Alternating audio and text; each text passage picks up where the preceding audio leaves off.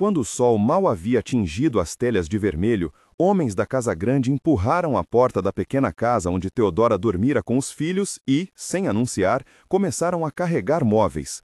Eram vozes de ordem, papeladas surradas e o ranger pesado da carroça que aguardava na rua de terra. Se esta história tocar seu coração, fique até o fim. Inscreva-se no canal e ative as notificações. Deixe seu like para que mais pessoas conheçam recomeços como este. Theodora teve tempo de poucos pensamentos. Acordou com o tamanho do mundo reduzido à respiração dos filhos que dormiam ainda, as pequenas mãos enroladas no tecido gasto. Miguel, de 12 anos, despertou antes dela e a chamou baixinho. Josefina, 10, enroscou o rosto no vestido da mãe. Os gêmeos Pedro e Paulo, 7, fizeram-se ouvir com a inquietude dos que não compreendem todo o sentido da vergonha. Ana, 4, abriu os olhos como quem busca uma história. Fora, a rua murmurava. Havia passos, vozes adivinhando vitória, e o som metálico das chaves do tabelião Bernardo Silva, cuja assinatura pendia na ordem escrita. Maria Augusta e Leopoldina, as cunhadas, aguardavam sobre a soleira do sobrado, penteadas como se saíssem de um retrato. Seus vestidos eram de um cetim que não tocara o vento do sertão, suas bocas apertadas. Quando as viram, as crianças se postaram atrás de Theodora, e ela sentiu o peso de ser refúgio para aqueles pequenos corpos. Não chorou. Não porque não sentisse, porque havia algo mais urgente que a lágrima: organizar, decidir, partir ou resistir. A sua mão encontrou entre as roupas o pequeno rosário herdado da mãe. Não o pronunciou como prece, mas o apertou como se fosse de aço. Senhora Theodora, disse Maria Augusta a voz cortante, o testamento está registrado, não resta dúvida, a casa é herdade das irmãs, vocês deverão retirar-se antes do pôr do sol. Houve um rumor de aprovação, algum homem do cortejo deu risada baixa. Theodora ergueu o corpo com a firmeza de quem precisa escolher o próximo passo. Sabia o que era perder um marido, Rubens tinha sido colhido pela febre no último ano, e sabia a precariedade de uma viúva sem defensor. Mas sabia também que entregar a dignidade era outra coisa. Havia um orgulho que não aceitaria a humilhação gratuita. Elegeu-se viver com trabalho, não mendigar com paixão. A pequena casa cheirava a farinha e a lenha queimada. Theodora começou a empacotar com ordem prática. Cobertores, panelas, a caixa de ferramentas que Miguel já usava timidamente, o caderno de Josefina com letras caprichadas, cada objeto era memória e também alavanca para o futuro. Quando fecharam a porta pela última vez, a rua os recebeu. Vizinhos que desviavam o olhar, alguns com pena e outros com curiosidade impiedosa. Dona Francisca, que morava em uma viela próxima, apareceu com um prato de caldo e não fez perguntas, apenas estendeu a comida como quem dá água a quem atravessa um campo. A viagem até a fazenda Santa Rita foi feita em silêncio, a carroça atolando vez por outra na lama das chuvas recentes. O casarão ficava erguido sobre um pequeno monte, visível de longe como um esqueleto de ambição antiga, janelas cegas, beiral quebrado, um portão que rangia como dente de ferro. Pessoas do arraial o chamavam de O Castelo, com uma mistura de medo e deboche. Para as irmãs, Maria Augusta e Leopoldina, era símbolo de prestígio e o lugar de onde colheriam rendas. Para a Theodora, que ali nascera e conhecera a voz do marido entre aquelas paredes, o casarão era memória e promessa interrompida. Sebastião Tavares observava a cena de uma distância respeitosa, apoiado no balcão da loja de secos e molhados que herdara de um tio distante. Homem de poucas palavras, caminhava como se conhecesse cada pedra da via. Trazia no rosto as marcas de quem havia perdido alguém e no gesto a reserva de quem não buscava holofotes. Seus olhos, no entanto, não eram vazios, acompanhavam Theodora com a atenção de quem conta as horas. Não se aproximou naquele dia, limitou-se a deixar a porta entreaberta, como se a sua presença fosse também um convite tímido. Saberia depois que a mulher e os filhos precisavam de ajuda que fosse mais que um olhar. Ao entrar no casarão, a família foi recebida por um odor que falava de abandono, mofo antigo, madeira que rangia e um pó de telha quebrada que se assentara silenciosamente sobre tudo. O poço no quintal ainda guardava água escura que refletia a luz em manchas. As crianças correram, explorando como se o lugar fosse um parque proibido. Miguel tocou as vigas com mãos que já imaginavam tacos e mesas. Josefina estremecia ao ver nichos e capelas, onde imaginava uma pequena escola. Theodora fechou a cara e viu no vulto das paredes a possibilidade de trabalho. Em vez de chorar, disse alto para que o som atravessasse as tábuas: "Vamos ficar aqui, vamos consertar o que for preciso. Não pedirei favor a quem quer tirar-nos de tudo." A decisão atraiu murmúrios. Alguns acharam loucura, outros coragem. Dona Francisca trouxe mais mantimento e um olhar que dizia: "Estarei de pé com você se quiser." Um grupo de agregados da fazenda apresentou-se no dia seguinte com ferramentas emprestadas. O capataz velho, seu Antônio, tinha no rosto sulcos que sabiam de reformas. O moleiro da vila ofereceu sacos de cimento. Uma rapariga costureira, perdida de vista, trouxe linhas e paciência. O primeiro inverno que enfrentaram no casarão foi de mãos e cansaço. Teodora ordenava tarefas com a disciplina de quem comanda uma pequena frota. Miguel raspava musgos de parede, aprendia a cravar pregos e sonhava com a madeira que transformaria em móveis. Josefina varria e havia assumido a leitura das cartas e a alfabetização das crianças menores. Os gêmeos corriam entre vigas e riam alto, como se brincassem de reconstruir o mundo. Ana seguia a mãe e aprendia nomes de flores que ainda não existiam no jardim. Quando chovia, a água entrava pelas frestas e Teodora cobria com lonas e improvisos. À noite, acendiam-se lamparinas e a fumaça antiga cheirava a sustento e a luta. Entre os gestos práticos, houve pequenas vitórias. A primeira telha arrumada, a porta restaurada, o poço limpo. Teodora plantou no quintal algumas sementes, tomate, alface, ervas, e viu nascente de esperança onde antes havia apenas pedra. O jardim, antes tomada por ervas daninhas, tornou-se um sinal de vida. Sentava-se no degrau e observava os filhos, o suor nos rostos e a terra na unha, e sentia que algo maior que ela começava a desenhar um novo destino. Mas a cidade não esqueceu com rapidez. Maria Augusta não aceitou a desordem de ver a irmã e seus pequenos no antigo casarão. A disputa jurídica crescia em rumor e depois em papeladas. Certas noites, homens aproximavam-se até a cerca e deixavam insultos que queimavam como cigarro. Em uma dessas ocasiões, Leopoldina mandou buscar o tabelião para averbar nova ordem de despejo. Suas palavras eram afiadas e escolhidas para humilhar. O medo bateu à porta, mas não entrou de vez. Teodora aprendera a converter-na em determinação. Os aliados, porém, mostraram-se quando mais precisaram. O senhor Joaquim Antunes, um advogado que conhecia a lei da província, apareceu por cortesia mais que política. Em seus bolsos, trazia um papel com gramados de tinta e aconselhava calma. Dono de uma fala ponderada, explicou que existiam lacunas, testamentos mal lavrados, assinaturas que poderiam ser contestadas, e propôs oferecer defesa. Não pediu preço, pediu apenas que Teodora aceitasse se expor a uma audiência pública. Era pedir que ela retornasse ao tribunal da vila e enfrentasse o escárnio outra vez. Ela acenou com o queixo, preferia o risco ao silêncio eterno. Sebastião, que até então se mantivera observador, passou a contribuir com trabalho. Durante semanas, foi ele quem trouxe pedras novas, carpinteiro de poucos elogios, que falava menos do que as mãos. Havia no modo com que segurava a enxada um respeito que se traduzia em entrega. Para os filhos, era um outro tipo de figura paterna, discreta, firme. Aos poucos, as vozes do medo cederam espaço para conversas ao pé da lareira, onde Teodora e Sebastião punham os planos em papel. Inventariar pertences, buscar testemunhas que atestassem que o casarão fora moradia do marido, registrar dívidas e promessas não cumpridas. Entre um plano e outro, um silêncio cúmplice se assentava. Havia um olhar que, sem palavra, reconduzia Teodora ao calor de sentir-se não só mãe e operária, mas também mulher que podia escolher. Num dia de mercado, Josefina viu Maria Augusta em praça pública, rodeada por outras damas, e também testemunhou um sujeito que vendera lenha a Rubens alegar em voz alta que o homem da família lhes deixara dívidas. A acusação ecoou como lâmina, mas trouxe também a chance do testemunho. Havia mercadores, vizinhos e o velho capataz que olhavam para Teodora com memória compartilhada. Aos poucos, começaram a aparecer nomes dispostos a afirmar um contrário, que Rubens vivera direito, que a mulher e os filhos eram morada legítima.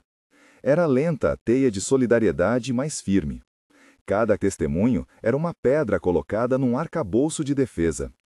Enquanto a defesa se alinhava, o trabalho de restauração prosseguia. O casarão perdia a cara de ruína e ganhava formas que lembravam a casa que havia sido, porém diferente, mais simples, viva. Telhas consertadas faziam sombra nova, o jardim crescia com cores, a capela pequena recomeçava a acolher vizinhos com defesas e preces discretas. A Casa da Esperança, como começaram a chamar, em voz baixa e com humor, era ainda uma promessa, mas já embolava olhares de curiosidade e respeito. Certo entardecer, quando o sol deslizava preguiçoso por trás das serras, Teodora subiu ao alto da escadaria e viu as crianças brincando entre tábuas e vasos. O coração apertou de uma emoção que não era apenas alívio. Era a convicção de que, mesmo que vários dias de provação ainda estivessem por vir, havia se instaurado ali uma verdade. Nada do que construíra seria só para si. Haveria mesas onde pessoas com fome pudessem tomar sopa. Haveria uma cama para um viajante cansado. Haveria ensino para garotas e meninos que não conheciam letra. A sua decisão de ficar, tão criticada no começo, começava a fazer sentido além da defesa, transformara-se em semente. Quando os papéis finalmente foram apresentados ao juiz da vila, a audiência foi marcada para um fim de semana. Maria Augusta e Leopoldina vinham com representantes que pregavam certa ordem social. Teodora, com poucos meios, mas com a força de testemunhas e de um advogado que acreditava na clareza dos fatos. Sebastião prometera entrar na discussão com a mesma firmeza com que colocava as vigas no casarão. Era chegada a hora de deixar o trabalho manual de lado e enfrentar a palavra pública. Na véspera da audiência, ao cair da tarde, uma leve agitação tomou a praça. Vizinhos e curiosos discutiam em pequenos grupos. Teodora costurava no fogo da noite as mangas de um casaco novo para Miguel. Ao ouvir passos firmes, ergueu o rosto. Sebastião vinha, não com papeladas, mas com um pacote de pães e um olhar que agora não fugia dos seus. Sentaram-se à janela e por um instante trocaram poucas palavras. Amanhã, disse ele apenas, mudará o ar desta terra. Teodora sorriu, não por certeza, mas por entender que a luta valia o risco. No ar, o cheiro do jardim que renascia misturava-se ao suor da madeira. Lá fora, o primeiro grupo de vizinhos já se dispunha como numa pequena caravana de suporte. Dentro, cada filho dormia sem saber que, ao redor, o destino da família se aproximava de um clímax que poderia tanto abrir portas quanto fechá-las para sempre. Teodora acendeu a lamparina e, olhando as sombras que dançavam nas paredes recém-reformadas, repetiu para si a única oração que havia aprendido nos dias mais duros: que a coragem bastasse.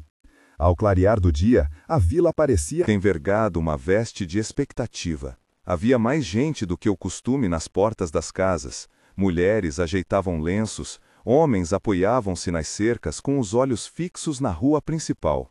Teodora acordou antes do sol. Vestiu o casaco que tinha remendado na véspera, prendeu o cabelo num nó simples e, sem alarde, despertou as crianças com um beijo na testa de cada um. Miguel, ainda sonolento, perguntou apenas se tudo ia ficar bem. Ela não prometeu triunfo, prometeu coragem. Era o suficiente. A pequena comitiva que saiu de casa não tinha pompa. Sebastião vinha à frente, as mãos grandes e limpas, com um olhar que não pedia aprovação, apenas firmeza. Josefina trouxe consigo uma trouxa de papel contendo documentos, um recibo antigo de pagamento, uma carta de um mercador que conhecera Rubens, anotações arrumadas com a caligrafia trêmula de Teodora. O advogado, homem de fala clara e pouca vaidade, cruzou o caminho da família já na praça. Ao vê-lo, Teodora sentiu a mesma segurança que sentira quando tratou de consertar uma viga. Havia quem pudesse dar forma à sua defesa. A audiência realizou-se no edifício do juiz, uma sala de madeira com janelas altas e bancos alinhados que rangiam sobre o peso dos que se sentavam. O juiz da vila, homem de barba rala e expressão mesclada de prudência e cansaço, ocupava-se daquele lugar como quem cuida de um forno. Acendia e via se as chamas eram suficientes para assar a razão. Em volta, vizinhos, mulheres com panos sobre o braço e alguns mercadores acomodavam-se como se assistissem a um acontecimento público. Maria Augusta e Leopoldina chegaram com ares que queriam parecer superiores, roupagens mais limpas, vozes medidas. Vinham também alguns homens do círculo delas, não todos dispostos a conversar, mas atentos. Quando a causa foi lida em voz alta, as palavras simples do documento, a disputa pelo casarão, as alegações de dívidas e de direitos, a sala encheu-se de um silêncio que pesava. Maria Augusta falou primeiro por seu representante. Disse que o nome de sua família estava ligado à propriedade, que haviam direitos que não se podiam desprezar, que as dívidas deixadas por Rubens justificavam uma tomada distinta do que Teodora pleiteava. Havia aspereza no tom, mas o advogado contrariava com calma. Foi então que falaram aqueles que traziam as provas mais comuns e, por isso, mais contundentes aos ouvidos do povo: memórias. O capataz, homem de mãos calejadas que por muitos anos guiara o trabalho no sítio, subiu aos poucos com a voz rouca e começou a contar. Lembrou-se de Rubens chegando ao entardecer com sacas de farinha, de quando pagava com atraso, mas pagava, do riso que soltava quando via os filhos correndo.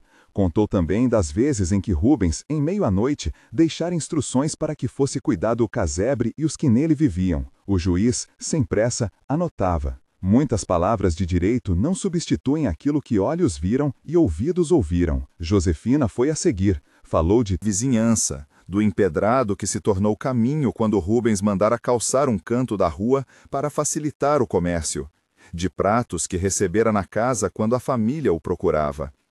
Há uma força num testemunho que não procura reproduzir lei. É a força da convivência. Quando ela terminou, havia lágrimas contidas nas faces de alguns, simpatia quente que se tornava argumento. O homem que vendera lenha, aquele que, semanas antes, afirmara alto que Rubens deixara dívidas, foi chamado. No banco dos réus, as palavras que tinham sido ditas em praça pública pareceram menores ao serem repetidas dentro de uma sala onde o tempo pedia explicação. Indagado pelo juiz, explicou que suas afirmações saíam de boatos somados e da pressa. O capataz, firmando-se, contou quando Rubens, com as próprias mãos, pagara o homem pela última vez. Pequenas correções que, uma a uma, desmontavam a acusação inicial. O advogado de Teodora trouxe então o documento que parecera a melhor peça. Uma carta de Rubens, escrita meses antes de adoecer, na qual pedia que, se algo lhe acontecesse, cuidassem de sua mulher e filhos, nomeando despesas e indicando que a casa continuasse àqueles que nela residiam. A caligrafia era tremida, mas não menos fiel. Lida em voz alta, com a calma que impunha a leitura, a carta sorveu o ar da sala e deixou atrás de si um rumor novo, algo entre justiça e piedade. Maria Augusta enrijeceu. Seus olhos, que até então buscavam aliados, viram que as cartas públicas do afeto valiam mais do que murmúrios. Leopoldina, que até ali relutara em falar, levantou-se por fim. Sua fala veio em tom moderado, não para compor um espetáculo, mas para apontar a ausência de provas que justificassem a tomada completa da propriedade. Falou de compromissos não honrados, de papéis que não se apresentaram. Seu recuo era, por vezes, mais eloquente do que qualquer ataque. O advogado de Maria Augusta respondeu com alegações de formalidades e de costumes, lembrando que havia, entre os de sua classe, formas de proteger o que consideravam família. O juiz, porém, parecia inclinar-se não à classe, mas à prova, aos testemunhos, aos atos de Rubens, à vida que ali se manifestara. No alto da sala, Miguel permaneceu junto à mãe. Tinham colocado uma manta sobre seus ombros. Havia medo no corpo do menino, mas também a curiosidade serena que dá às crianças quando percebem a seriedade do mundo. Teodora, de vez em quando, olhava para ele e a seu redor. Cada rosto conhecido era um pedaço de guarida. Sebastião, ao seu lado, apertava com discreta firmeza a mão que, por instinto, procurava a sua. O veredito saiu ao fim de longo ouvir que mais parecia pesagem. O juiz falou com voz firmada, enumerando. Reconhecia, pela carta e pelas testemunhas, que Rubens mantivera a intenção manifesta de que sua mulher e filhos ficassem na casa. Reconhecia também que existiam dívidas contraídas, mas que nada na documentação apresentada por Maria Augusta provava direito de expulsar a família que ali residira. E desanular o lar que Rubens, por atitudes e palavras, desejara preservar. Ordenou, portanto, que a posse da casa permanecesse com Teodora e seus filhos, sujeita, quando cabível, ao pagamento proporcional das dívidas efetivamente comprovadas, e que qualquer litígio futuro passasse por nova prova, não por suposições. Houve um instante em que tudo aquilo pareceu suspenso, como se a própria sala prendesse o fôlego. Maria Augusta, pálida, conteve um riso que seria mais fruto de desdém do que de surpresa. Leopoldina, com a expressão fechada, guardou cada palavra como quem pesa o caminho de retorno.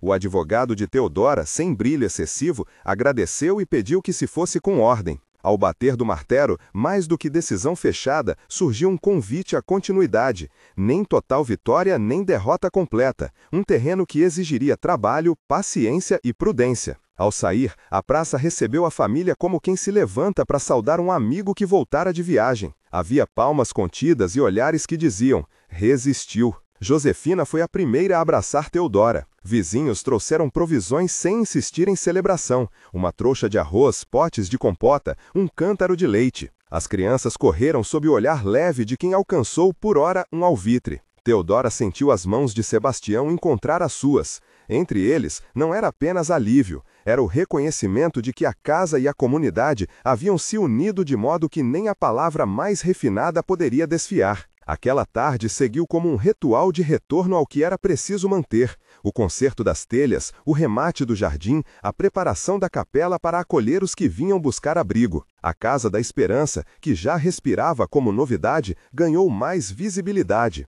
Mulheres combinaram horários para dar aulas de leitura às meninas. Um mercador concordou em ceder um canto de sua loja para que se guardassem livros e instrumentos. Não era riqueza, mas maneira de repartir saber e sustento. Nem tudo, porém, se resolveu. Ao cair da noite, quando a lamparina foi acesa e as sombras retomaram as paredes agora mais firmes, Teodora pensou nas palavras do juiz sobre dívidas ainda a serem provadas. Sabia que existiriam homens que, do alto de pequenas vaidades, tentariam minar a paz conquistada. Sabia também que o apoio que recebera não seria eterno se ela o desperdiçasse com orgulho ou negligência. Por isso, mais do que festa, naquele jantar simples onde sopa foi servida em panelas compartilhadas, havia uma promessa silenciosa: fazer com que a casa não fosse apenas abrigo, mas ofício e aprendizado. Na manhã seguinte, antes dos primeiros fregueses chegarem, Teodora caminhou o perímetro do jardim. Tocou na madeira nova, sentiu a textura das tábuas, provou com o polegar a firmeza de um pregador que Sebastião tinha martelado. Pensou nos dias de vindouro com a clareza serena de quem aprendeu a calcular risco. Haveria trabalho, sim, haveria noites de incerteza, talvez novas contendas. Mas havia também dias de escola para as crianças do vilarejo, um fogo que poderia aquecer quem viesse frio demais, uma mesa onde a fome encontraria repouso. Quando as primeiras pessoas bateram à porta para oferecer ajuda nas lições e nas refeições, Teodora abriu e, por um momento, sentiu-se pequena dentro daquela grandeza que surgira sem que a pedisse. Sebastião, ao seu lado, trouxe uma chaleira fumegante. Ele disse pouco, puxou uma cadeira para perto e, com um gesto, indicou que fossem começar. Era o sinal. O trabalho continuava, mas agora com a sombra de uma vitória que aparava as arestas da dúvida. Ao longo dos dias que se seguiram, a Casa da Esperança foi se moldando. Alguém ofereceu um livro emprestado para que a primeira lição tivesse começo. Uma senhora ensinou a bordar e a costurar para que as roupas velhas ganhassem nova vida. Um homem que sabia contar histórias veio certa tarde trazer fábulas aos olhos das crianças. A vila, que antes vira no casarão apenas ruína, agora via nele um espaço onde a vida poderia ser cultivada, não pela mão de um senhor distante, mas pelas mãos que ali viviam e trabalhavam. Ainda assim, nas pequenas tardes, quando a luz inclinava e as sombras alongavam, Teodora lembrava-se do rosto de Maria Augusta em tribunal, a fúria disfarçada de direito. Sabia que a paz que alegrava o lar era frágil como cerâmica posta ao sol. Por isso, dedicou-se ao que sempre dera consistência às suas escolhas: o trabalho diário, o respeito que se conquista pelo trato com o outro e a fala verdadeira com quem se aproximava. Não prometeu a eternidade de nada, prometeu o esforço de cada manhã. E assim, a vida, obstinada e simples, voltou a ocupar o casarão. Crianças aprendiam a ler ao som de vozes que lhes explicavam o mundo. A capela ecoava orações baixas e, por vezes, cânticos que as mulheres ensaiavam. Mesas firmavam-se para quem vinha com fome, sem vergonha de pedir. Havia um sentimento que precedia qualquer triunfo jurídico, o de pertencimento, mais antigo que papéis, mais resistente que calúnias. Numa dessas noites, quando a família se reuniu em torno do fogo, Sebastião contou uma história de sua infância, sobre uma árvore que, mesmo cortada, havia dado lenha por vários invernos. Teodora sorriu ao ouvir. Era uma metáfora simples, e no calor da sala, tornou-se promessa consentida. Entre as mãos calejadas, os papéis do processo repousavam agora numa caixa de madeira. Não eram mais espinhos, mas lições. Ao fechar a tampa, Teodora olhou para os filhos que brincavam silenciosos, para Josefina que arrumava panelas, para o advogado que se despedira com palavras modestas. O coração dela, embora cansado, batia com a firmeza de quem sabia que a defesa fora ganha, que o trabalho prosseguia e que a coragem, enfim, bastara. Ficou no ar, porém, uma sensação de que a história não chegara ao fim, e talvez não chegasse nunca. Haveria outras contendas, outros dias de tempestade. Mas naquela noite, enquanto fechava a janela para que o vento não apagasse a chama, Teodora repetiu a oração de sempre, curta e verdadeira, e sentiu que a coragem agora vinha acompanhada de um novo sentimento, a certeza de que a casa seria usada para mais do que sua defesa. Seria a raiz onde muitos poderiam encontrar abrigo. Na manhã seguinte, o sol entrou tímido pelas frestas das persianas. O dia prometia ser de trabalho, mas também de delicadezas. A casa tinha muitas pequenas pontas soltas que pediam afeto. Havia uma torneira que pingava na cozinha e que Josefina consertou com calma, limpando o metal até que brilhasse. Havia livros que precisavam ser reorganizados na estante improvisada.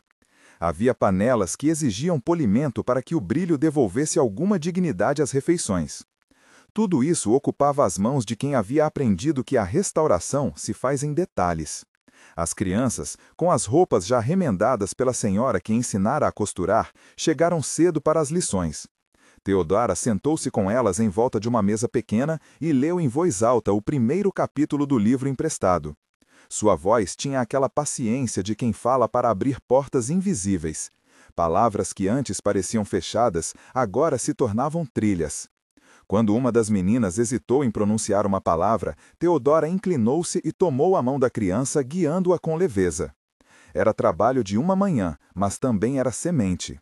Sebastião partiu para a oficina com ferramentas ao ombro.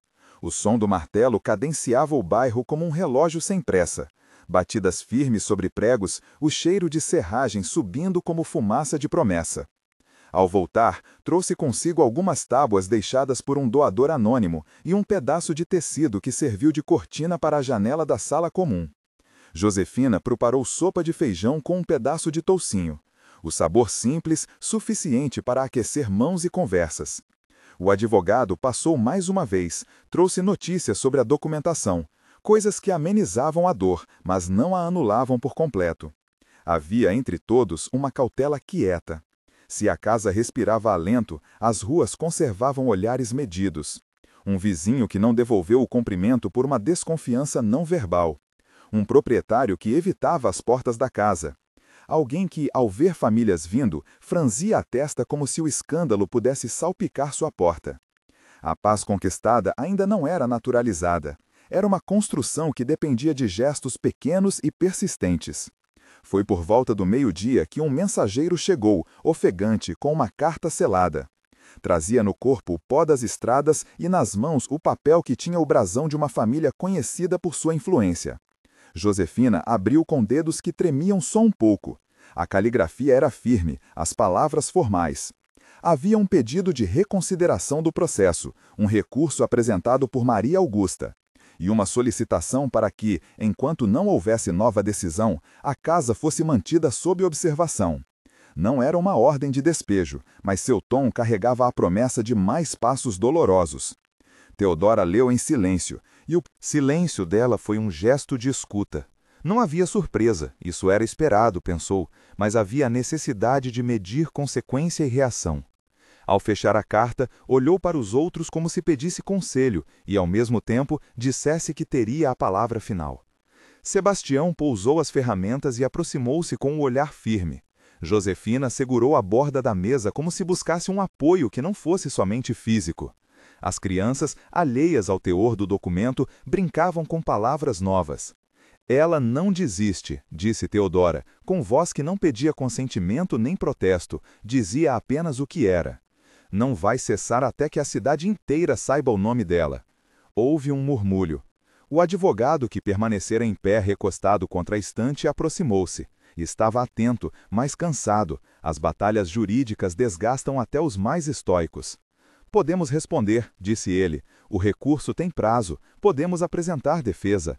Não é oceano, Teodora. É pedra a ser vencida, mas vencível.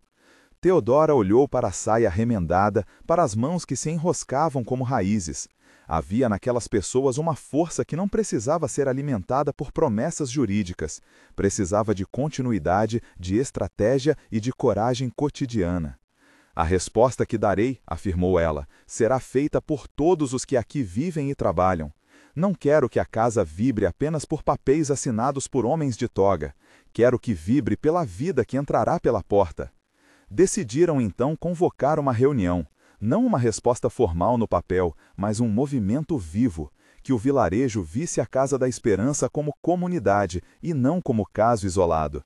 Mandaram recados, alguns pela estrada, outros pela boca a boca, e pediram às pessoas que trouxessem o que pudessem para um encontro ao cair da tarde. Quem podia doar algum alimento que trouxesse, quem sabia ler que viesse para que as crianças mostrassem seus progressos, quem tivesse histórias que falasse delas. Era, em parte, um gesto de boa vontade e, em parte, uma estratégia de resistência. A tarde que se seguiu teve esse misto de simplicidade e intensidade. A praça ficou pequena para a quantidade de gente que se aproximou. Homens com sacos de farinha encontraram mulheres com cestos de verduras. Velhos que traziam promessas de bênçãos trocavam palavras com jovens que não conheciam as regras do mundo, mas conheciam a necessidade de um trabalho honesto. Alguém trouxe um violão desafinado e, com ele, algumas canções que por breves instantes afinaram o rumor das vozes. As crianças cantaram e mostraram as letras aprendidas. Uma senhora recitou um cordel improvisado sobre a vida que renascia das ruínas. Havia naquele encontro uma proteção coletiva que nenhum documento poderia suprimir. Quando a noite se aproximou, a praça acotovelou-se em histórias e planos. O advogado sugeriu formas legais de contrapor o recurso, juntar testemunhos, reunir documentos do processo, pedir apoio de figuras respeitadas de outras vilas. Sebastião ofereceu reconstruir a fachada do casarão, fortalecer janelas e portas, não por medo, mas para que aquele lugar permanecesse digno sob qualquer olhar. Uma jovem, cujo nome era Ana, ofereceu-se para organizar as crianças e recolher donativos. Não eram soluções definitivas, mas eram mãos que se moviam. Maria Augusta, por sua vez, não permaneceu no vazio. A notícia do encontro correu, porque o vilarejo era pequeno e porque, às vezes, o rumor é as próprias asas que levam medo e alento. Seu mordomo, homem de rosto liso e voz medrosa, apareceu na manhã seguinte, trazendo uma carta fria e uma presença que fazia o ar parecer mais pesado. Ele disse, com linguagem cortês, que sua senhora tomara conhecimento do movimento e que desejava manter certos limites, que se houvesse desordem, poderiam ocorrer medidas legais mais severas, que, em suma, o recurso seguiria seu curso. Teodora ouviu sem perder a compostura. Ao término do encontro, convidou o homem para entrar, não por gentileza, mas para que víssemos como se responde ao que se impõe com autoridade sem humanidade, com clareza e firmeza. Ofereceu-lhe sopa. O mordomo aceitou e, por trás do gesto, havia desconcerto. Não esperava hospitalidade em quem considerava adversário. Nós não somos contrários à ordem, disse Teodora, com a voz que cedia apenas o necessário. Somos contrários à injustiça. Queremos que as coisas sigam, que as crianças aprendam, que as pessoas comam. Se há regras a cumprir, as cumpriremos, mas não permitiremos que um temor fabricado nos arranque do que construímos. O homem ficou em silêncio. Não foi um gesto de rendição, mas de avaliação. Ao terminar sua sopa, fez uma anotação, talvez para relatório, talvez para si. Ao sair, deixou no ar a sensação de que as próximas semanas seriam um teste. Os dias que vieram depois foram de trabalho dobrado. As lições se multiplicaram. O bordado encontrou mais mulheres dispostas a aprender. O homem contador de histórias voltou com fábulas novas que falavam de justiça e generosidade. Um rapaz de profissão mecânico arregimentou-se para consertar o alambique improvisado. A casa fervilhava. Ao mesmo tempo, havia visitas inesperadas, gente que vinha para ver se haviam realmente decidido ficar, outras que chegavam para dar conselhos não pedidos. Em todas as ocasiões, Teodora mantinha o mesmo gesto: ouvir, pesar e escolher. Certa manhã, uma menina chamada Lúcia trouxe consigo uma pena de ave, algo que achara no campo. Entregou-a a Teodora como quem confia um segredo. A pena era frágil e fina, com listras cor de ouro. Teodora colocou-a no bolso como se guardasse um pequeno juramento. "Por que me deu isto?" perguntou ela. "Para lembrar que as coisas que voam também precisam de chão", disse Lúcia, com a simplicidade dos que aprenderam com a natureza. Quando o vento vier forte, a pena não cai sozinha, precisa de algo que a segure. Teodora sorriu. A imagem ficou com ela. Pena e chão, voo e raiz. Era aquilo que a casa representava agora, um lugar que permitia o movimento sem perder a segurança. Mas a vida, que se ajeitava em pequenos milagres cotidianos, não deixou de exigir sacrifícios. Um inverno precoce trouxe noites mais frias. A lenha se acabou mais cedo do que previra Sebastião. O dinheiro para comprar mantimentos finos ficou curto. Em uma dessas noites, Josefina caminhou até a porta e ouviu o rumor de passos. Era o porteiro da igreja, um homem de fé simples que vinha trazer um saco de batatas. Veio com um sorriso tímido e palavras de ajuda. Não era apenas caridade, era solidariedade entre instituições que, na maioria, não se viam em conflito com uma causa humana. Houveram também conversas duras. Nem todos se sentiam confortáveis com a ousadia da casa. Alguns temiam retaliações, outros temiam perder a pouca segurança que tinham. Teodora, contudo, deixou que o tempo e os gestos respondessem mais que palavras. Ela sabia que a transformação do vilarejo não aconteceria de um dia para o outro. Precisava de persistência e dos atos mais discretos: arrumar uma cama, ensinar uma leitura, remendar uma roupa. Enquanto isso, os autos do recurso corriam. Havia audiências marcadas, testemunhos a serem colhidos. O advogado, com paciência, orientava cada passo. Teodora aprendeu a responder em termos jurídicos o que antes respondera com fé e trabalho. Não que a fé tivesse perdido valor. Ao contrário, a fé agora se fazia presente no cumprimento de prazos, na organização de documentos, na coerência com que se apresentava a vida da casa aos demais. Numa dessas audiências, uma testemunha inesperada, um velho que trabalhara na fazenda da família de Maria Augusta e que guardava ressentimentos antigos, surgiu com relatos que absolviam a atuação de Teodora e comprovavam a índole de sua antiga proprietária. As peças do processo se moveram de modo que o recurso, ao menos por enquanto, encontrou resistência. Mas as vitórias legais não eram finais, e Teodora sabia bem disso. O que lhe importava mais que cada ata assinada era que a casa continuasse a ser lar. No entanto, havia algo que ela não contara a ninguém. Às vezes, durante a madrugada, acordava com a sensação de ser observada. Era um medo pequeno, quase infantil, que surgia como um calafrio. A certeza de ter vencido numa sala de audiências não apaga as sombras que se arrastam pelas portas do mundo. Para vencer as sombras, pensava ela, era preciso luz que não se apagasse. E essa luz era feita de rotina, de visitas, de mesas firmes e de mãos que se unem. Numa tarde cinzenta, quando a chuva começou a bater com insistência nas telhas, Teodora sentou-se à janela e contou os rostos que tornavam a casa da esperança viva. Lembrou-se do pai que lhe ensinara a costura, da mãe que lhe ensinara a rezar, do medo que tivera quando ainda acreditava que a força do homem valia mais que a verdade. Agora, na quietude da chuva, compreendeu que o que mantinha tudo era sobretudo a decisão repetida: levantar-se todas as manhãs e fazer o trabalho. Era isso que manteria a casa, não só os papéis no processo, não só os apoios de fora, mas a disciplina de um gesto a cada dia. Quando a chuva cedeu, sentiu, levantei-a como um convite, havia algo mais a ser feito. Precisava consolidar alianças fora do vilarejo, alcançar as igrejas vizinhas, botar em lei o que já eram os fatos da vida, que aquela casa servia à comunidade. Chamou o advogado e planejou uma série de visitas. Organizaram uma pequena comitiva para seguir até a cidade vizinha e falar com líderes que pudessem testemunhar a importância da Casa da Esperança. Era um trabalho de paciência e persuasão. Na manhã da viagem, as crianças alinharam-se na porta para despedir-se. Cada abraço era uma promessa de volta. Teodora sentiu o peso e a doçura desses pequenos rituais. Ao fechar a porta, pensou na pena que Lúcia lhe dera. Tinha de ser, ao mesmo tempo, chão e voo. Pelo caminho, a paisagem desenhava-se em campos verdes e trilhas de barro. A carruagem avançava sem pressa, e entre palavras esparsas, Teodora traçava o que diria aos líderes. Descreveria os rostos, apresentaria testemunhos, pediria apoio não para si, mas para a continuidade do ofício que ali se desenvolvia. Não buscava piedade, buscava solidariedade que se transformasse em rede.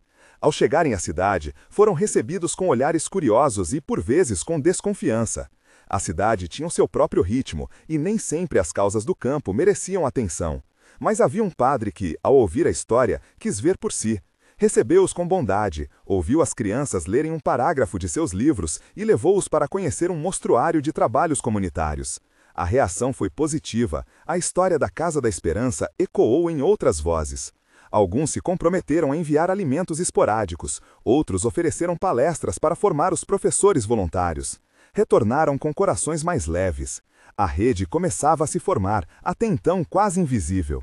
Chegaram ao vilarejo ao cair da tarde, e a casa os recebeu com o mesmo fogo que a tinham deixado. Ao entrarem, encontraram uma pequena festa. Os vizinhos haviam preparado uma mesa com o que tinham. Não era banquete, mas sustento para corpos e almas. Teodora agradeceu com a fala simples que sempre lhe vinha. Ninguém faz nada sozinho, disse ela, nem nós, nem ninguém. Quem pensa que o mundo é de um só, engana-se. A justiça que buscamos não será completa enquanto não houver quem conte a verdade das nossas mãos. Houve silêncio e depois um aplauso contido, como quem faz gesto de aprovação por respeito mais que por entusiasmo. Naquele momento, a Casa da Esperança deixou de ser um mero abrigo para tornar-se nó de uma teia que pouco a pouco crescia além de sua fachada. Mas a inquietação, aquela sombra de observação, não se foi. Maria Augusta continuava ativa em suas manobras, e havia quem na cidade a ouvisse. Ainda assim, naquela noite, entre risos e sopas, foi Teodora quem falou mais alto. Sobre o ofício de permanecer, sobre a coragem que se traduz em hábito. Falou de retidão, mas, sobretudo, falou de ternura. E foi esta palavra que, naquela noite, vestiu a casa como um cobertor contra quaisquer frentes futuras. Quando todos se dispersaram, ela ficou alguns minutos na soleira olhando para o céu que se abria em estrelas tímidas. Fechou a porta com chave, não por medo, mas por cuidado. Sabia que a batalha continuaria, em papéis, em olhares e em pequenas malícias cotidianas. Mas sentia que haviam conquistado algo que nem os tribunais poderiam facilmente retirar: a convicção coletiva de que aquele lugar existia para servir. Na manhã seguinte, ao abrir a janela, encontrou um bilhete preso à trave, escrito por uma caligrafia firme, porém pessoal. A senhora tem feito bem à vila. Não deixarei que a tirem daqui. M. Teodora sorriu. Era uma assinatura anônima, mas tinha peso. Havia aqueles que ajudavam silenciosamente. Ela guardou o bilhete na caixa onde antes repousavam os papéis do processo. Havia agora 2 tipos de craft: documentos que defendiam juridicamente a casa e bilhetes que a defendiam humanamente. Ambos eram necessários, e ambos, juntos, davam-lhe forças para levantar-se na manhã seguinte e continuar o ofício. Enquanto o sol atravessava a vidraça, Teodora respirou fundo. A Casa da Esperança não seria apenas memória de uma vitória pontual, seria um trabalho diário. Estava pronta para enfrentamentos futuros, para festas pequenas e grandes, para noites de vigília e manhãs de costura, para visitas e cartas. Sabia que haveria sofrimento e alegria na mesma medida. Entendeu com a clareza das atitudes que o verdadeiro campo de batalha não era apenas o tribunal, era o cotidiano bem vivido. E assim, sem alarde, a vida prosseguiu, resistente e serena, como a madeira posta por Sebastião, firme o suficiente para sustentar, flexível o suficiente para ceder ao vento. Havia uma certeza que não vinha de nenhum título ou documento, a de que, enquanto as pessoas ali escolhessem levantar-se e trabalhar, a casa jamais seria apenas uma construção vazia. Era, finalmente, aquilo que devia ser: raiz e abrigo. A casa tornou-se, nos dias que se seguiram, uma oficina de pequenas esperanças. Pela manhã, o tilimpar das xícaras vinha misturado ao som das agulhas. À tarde, risos de crianças enchiam a sala enquanto alguém lia em voz alta. À noite, uma luz modesta na janela anunciava encontros para planejar feiras, concertos, remédios simples. Cada gesto cotidiano era uma reafirmação. Ali se vivia para além do papel. Teodora caminhava entre as mesas com a naturalidade de quem ordena o afeto. Não dava ordens com rigidez, mas orientava com mãos que sabiam remendar e com palavras que sabiam convocar. Sebastião aparecia para consertar uma porta. As mulheres trocavam receitas e histórias. Os meninos varriam, emaranhando o pó dos caminhos em curvas que pareciam mapas de chegada. Houve cartas que chegaram sem assinatura, cheias de donativos discretos.